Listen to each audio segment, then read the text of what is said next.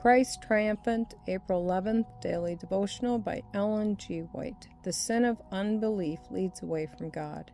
In all their affliction he was afflicted, and the angel of his presence saved them. In his love and in his pity he redeemed them, and he bare them and carried them all the days of old. But they rebelled and vexed his Holy Spirit. Isaiah chapter 63, verse 9. From the beginning of sin, Christ was with his people to dispute the authority of Satan, for he saw that the conflict must be carried on here in the earth. Satan withstood the Son of God in every effort to redeem his people. Enshrouded in the pillar of cloud by day and in the pillar of fire by night, Christ directed, guided, counseled the children of Israel in their journeyings from Egypt to Canaan. But how unwilling were the children of Israel to be led! How unwilling to be controlled by the voice of the angel of the Lord! How eager they were in vindicating their own course, in justifying themselves in their rebellious feelings, and in following their own ideas and plans.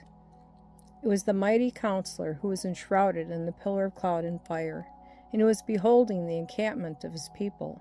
It was he who corrected them in their evil ways, and encouraged them to trust in the living God to lead them safely to the land of promise. They were continually under the eye that never slumbers nor sleeps, and yet they murmured against Moses, the man whom God had appointed as their visible leader, and to whom Jesus Christ talked face to face, as a man talketh with his friend. Notwithstanding the fact that the Lord wrought through his servant Moses, yet when the enemy tempted them to evil surmising, jealousy, and fault-finding, they did not resist his temptations and stand firmly for principle, but their failures explained by the inspired word, and a warning given to us upon whom the ends of the world are come, lest we also fall after the same example of unbelief. The children of Israel fell under the power of the enemy by cherishing an evil heart of unbelief, in departing from the living God, and when once they were found on the enemy's side, he pressed his advantage, and made them his allies to the utmost extent. The sin of unbelief, by which their confidence in the Son of God was destroyed, led Israel far astray. At the very time when they should have been praising God and magnifying the name of the Lord, talking of his goodness, a telling of his power, they were found in unbelief and full of murmuring and complaint.